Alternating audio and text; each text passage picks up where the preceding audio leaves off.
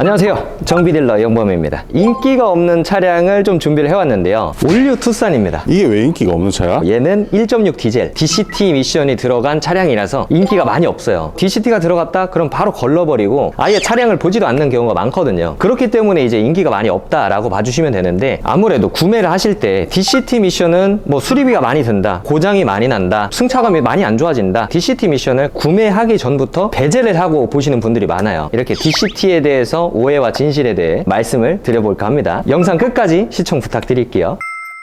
DCT는 듀얼 클러치 트랜스미션이라는 약자인데요. 클러치가 두 개가 들어갑니다. 클러치가 들어간다는 거는 수동 미션이랑 굉장히 흡사하게 생겼다, 직접적으로 엔진이랑 미션에 중간에 오토 미션처럼 동력을 전달해주는 유압 체계가 없다 라고 봐주시면 되고, 수동 미션이랑 구조가 똑같다 봐주시면 됩니다. 수동 미션 같은 경우에는 엔진이 막 돌아가고 있는 걸 클러치가 중간에 잡아가지고 막 서로 맞아가면서 이렇게 굴러가는 방식이거든요. 그렇기 때문에 뭐 반클러치를 잘못 잡으면 시동이 꺼진다 이런 말이 있잖아요. 이런 부분들이 좀 많이 반복을 되면 플라이휠이랑 클러치 서로 맞붙기 때문에 같이 마모가 돼요. 플라이휠은 마모가 되고 뭐 변형이 생기면 걸걸걸걸걸걸걸 하면서 소음이 나고, 클러치에서 마모가 되면 안 맞붙기 때문에 계속 미끄러지면서 꿀렁꿀렁꿀렁 하면서 앞으로 나아가게 되겠죠. 그런 것 때문에 고장이라고 표현을 하시는데, 정비를 했던 사람 입장으로서는 고장이라기보다는 소모가 된다 라고 표현하는 게 저는 맞다고 생각을 해요. 왜 이게 마모가 많이 되냐면, 타이어랑 신발도 많이 걷고 많이 움직이고 하다 보면 타이어가 닳잖아요. 타이어가 닳으면 많이 미끄러지기도 하고, 신발도 닳으면 빙판길에서도 많이 미끄러지잖아요. 얘네들도 닳으면 꿀렁꿀렁꿀렁 하면서 앞으로 나가게 되고, 그런 부분 때문에 승차감 또는 이게 고장이 났다 라는 판단 때문에 수리비를 많이 지출을 하시는 것 같더라고요. 그러면 이거 고장 났을 때 수리비는 왜 이렇게 비싼 거야? 국산 기준으로만 따져도 미션 내리는 공인만 많은 공업사들에서 최소 30만 원 이상을 받는 것 같고요. 보통 작업 시간은 한 3시간 내외 정도 걸리는 것 같아요. 그리고 부품이 듀얼 클러치 요거 하나만 해도 모비스 정품 기준, 요 차량 기준에서요, 하나에 50만 원. 그리고 플라이휠까지 문제가 있다? 그럼 50만 원. 부품 가격만 부가세 포함하면 더 올라가겠지만 그냥 100만 원이 넘어가 버립니다. 그리고 공임까지 해서 부가세 다 하면 거의 150만 원이라는 돈이 나가겠죠. 10만 킬로쯤 탔으니까 내가 뭐 소모품 비용에 조금 더 들어가겠다 라고 하는 분들도 계시겠지만, 내가 탄 지 얼마 되지도 않았는데 150만 원이라는 비용이 지출된다 그러면 당황하실 수밖에 없겠죠. 그렇기 때문에 이런 DCT 차량을 구매를 하실 때는 이런 부분에 약점이 있고 안 좋은 부분이 있고 어느 정도의 비용 지출이 있을 수 있겠다라는 생각을 가지고 선택을 해주시는 게 좋겠죠. 근데 미션인데 네. 이게 소모품이라고 치면은 부담이 너무 클 것 같은데? DCT 미션의 단점이자 장점이 될 수도 있는 얘기인데, 장점은 오토 미션이라는 중간 뭐 토크 컨버터, 유압 제어 장치가 없기 때문에 엔진이랑 미션 그리고 바퀴에 바로 직결되는 부분이라 동력 손실이 굉장히 적습니다. 연비에 있어서 굉장한 장점을 가지고 있고요. 그리고 클러치가 두 개잖아요.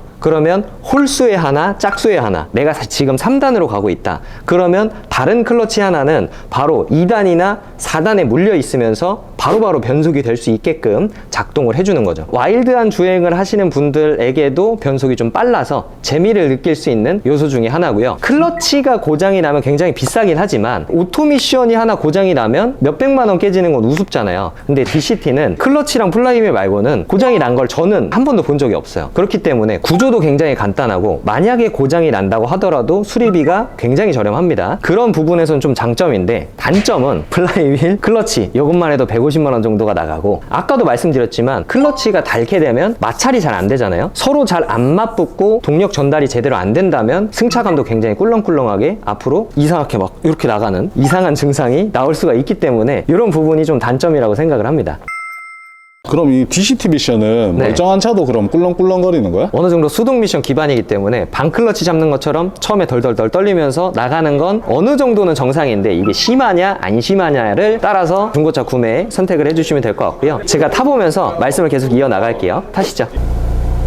지금까지는 그냥 별반 다를 게 없네? 네, 맞죠. 그리고 이 차량은 지금 13만 킬로를 주행을 했는데 플라이휠 갈갈갈갈갈갈 되는 그런 소음은 나고 있진 않아요. 그렇다는 건 플라이휠은 일단 문제가 없다 이렇게 봐주시면 되고, DCT가 어떤 차종에 들어가는지 궁금해 하시는 분들이 계신데, 현대기아 기준에서는 이렇게 드라이브를 넣었을 때 DCT 미션을 가지고 있는 차량은 D1이라고 이렇게 표기가 됩니다. 단수가 하나하나 올라갈 때마다 2, 3, 4, 5, 6, 7 이렇게 올라가게 돼요. 그러면 이제 출발하면서 이 차는 얼마나 꿀렁일지 될지 한번 테스트 해보도록 할게요. 테스트를 할 때는 이렇게 그냥 드라이브에 넣고 브레이크만 살짝 떼주면서 앞으로 나가고요. 이 차량은 굉장히 정숙한 상태이고 꿀렁거림은 아직까지 느껴지진 않아요. 엑셀을 밟으면서 1단에서 2단 넘어갈 때, 2단에서 3단 넘어갈 때 얼마나 꿀렁거리느냐, 요거를 중점적으로 봐주시면 됩니다. 그리고 이제 DCT의 특징이 갑자기 가다가 엑셀을 탁 놓게 되면은 엔진 브레이크 잡히는 것처럼 봄이 앞으로 쏠리게 됩니다. 구매하실 때 단점이 될 수 있으니까 한번 확인을 해보셔야겠죠. 이 차량은 플라이휠이랑 DCT만큼은 아예 문제가 없는 걸로 이렇게 판단을 하고 있고요. 이 차는 지금 13만 킬로라고 했잖아. 거기 관련해서는 정비를 받은 차야? 이 차량은 13만 킬로인데도 불구하고 DCT 관련해서 정비는 아직 한 번도 안 받았어요. 그러면 이 미션도 사실 뭐 문제 있다기보다는 어떻게 관리하기 나름이네? 아무래도 오토 미션도 막 타고 이상하게 관리하고 하다 보면 5만 킬로만 돼도 문제가 되는 경우가 많아요. 근데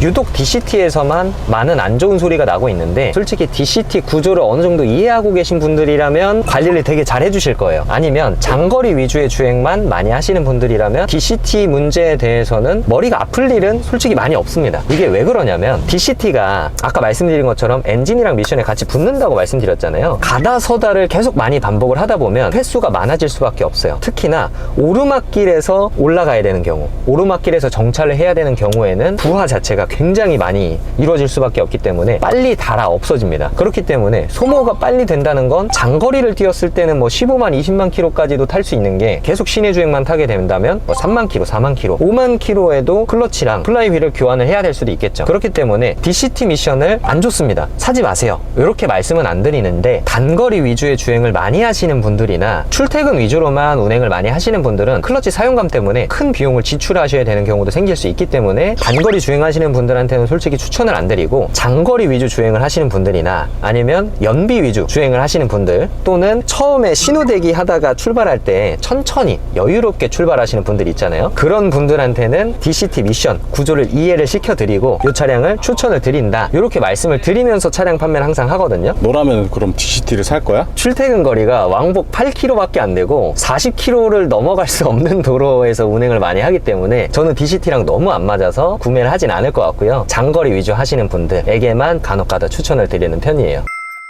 소문은 되게 막 DCT 안 좋다, 사지 마라 막 이렇게 얘기하는데 나름 괜찮은 것 같거든? 저도 DCT가 괜찮다라고 생각을 하고 있는데, 본인의 주행 환경이나 주행 습관 등을 무시하고 나 이거 싸니까 그냥 살래, 근데 타다 보니까 수리비가 나왔네, 이렇게 안 좋은 얘기가 많기 때문에 중고차든 신차든 구매하실 때 내가 구매할 차에 뭐 무슨 미션이 들어가 있다, 어떤 미션이 들어가 있는데 내 주행 습관이랑은 안 맞다, 맞다, 이런 거를 고민을 해보시고 판단을 해보신 다음에 나는 DCT가 맞겠구나, 나는 요거는 조금 안 맞겠구나, 이렇게 구매 결정을 해주시면 좋을 것 같고요. 어떤 미션이 장점이 나랑 맞는지 모르겠다, 그렇다면 저한테 연락 한번 주시면 될 것 같고요. 앞으로도 계속 좋은 영상으로 찾아뵐 예정이니까요. 좋아요랑 구독 눌러주시고 많은 시청 부탁드리겠습니다. 감사합니다.